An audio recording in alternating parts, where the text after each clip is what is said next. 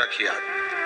अब पूर्णिमा के व्रत में आपने कई बार किताब पढ़ी होगी पूर्णिमा की, या आपने व्रत किया होगा, या पूर्णिमा का व्रत आप धारण कर रहे होगे, तो उसमें पूजन कौन से भगवान की होती है?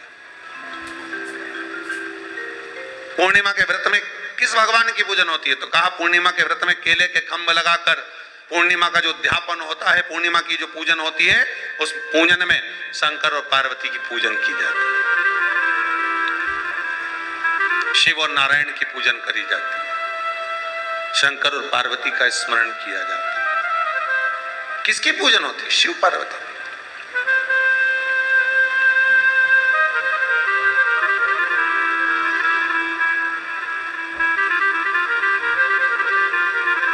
क्यों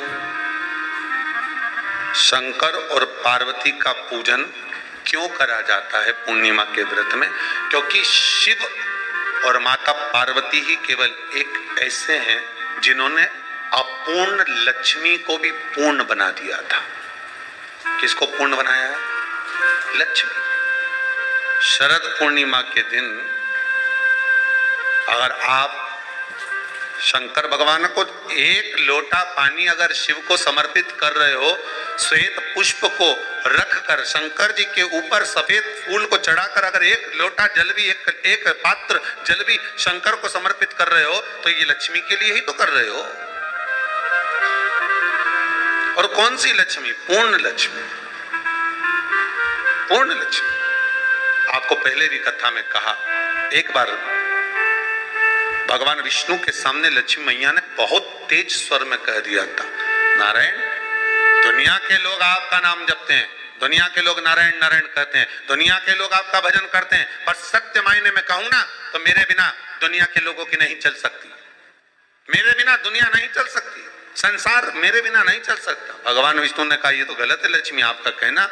एक दिन लक्ष्मी को अहंकार आ गया, अहंकार के संबोधन जब माता लक्ष्मी करने लगी तो भगवान, उसी समय पर भगवान विष्णु को क्रोध आ गया और भगवान विष्णु ने कह दिया, लक्ष्मी तू इतनी बड़ी बड़ी बात कहती है कि तेरे बिना नहीं रह सकती संसार। मैं तुझे कहता हूं लक्ष्मी, तू अपूर्ण है, तू अपूर्ण है, तू पूर्ण कब हो गई?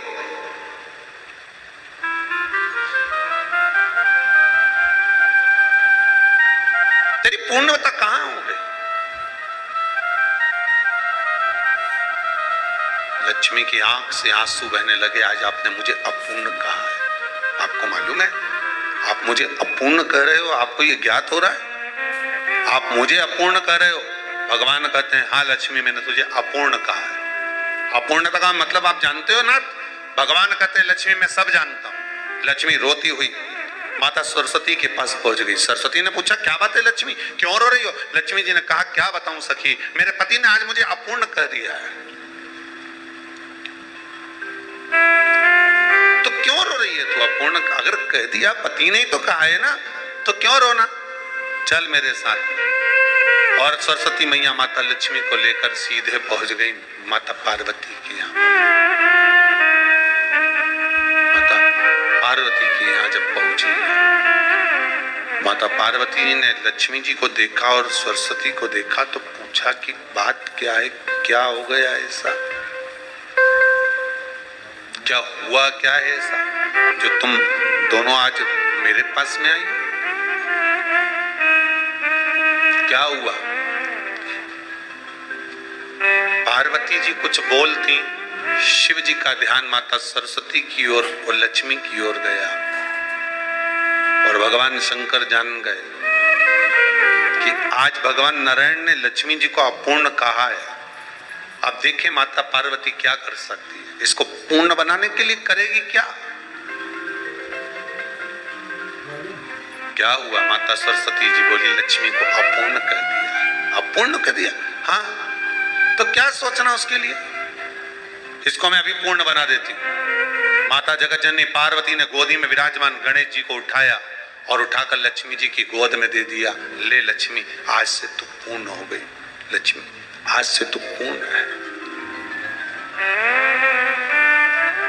गोदी में जब तक संतान नहीं है तो नारी को लोग अपूर्ण समझते हैं, पर माता पार्वती जी ने संपूर्ण ब्रह्मांड में एक सिद्धता प्रदान कर दी कि अपने गोदी के लाल को, अपने गोदी के पुत्र को माता ने लक्ष्मी की गोद में देकर लक्ष्मी को पूर्ण बना दिया। वो दिन कौन सा था?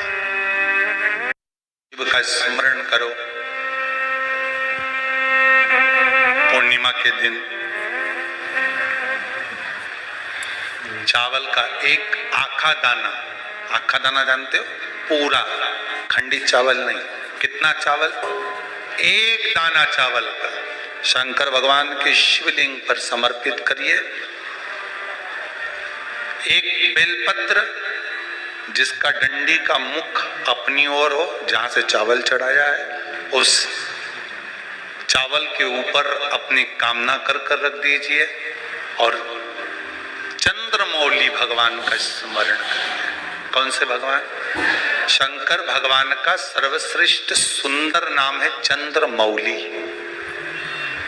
चंद्रमौली भगवान का स्मरण करिए। अपनी कामना कर बेलपत्र समर्पित कर शिव जी पर एक लोटा पानी, एक जल पात्र समर्पित करो, कलश से जल चढ़ा दीजिए। नैनों में वो जल लगाकर अपनी कामना कर वापिस घर को आइए। अगली पूर्णिमा आएगी, जो कामना करी है मेरा चंद्रमौली भोलेनाथ उसे पूर्ण कर ही देगा।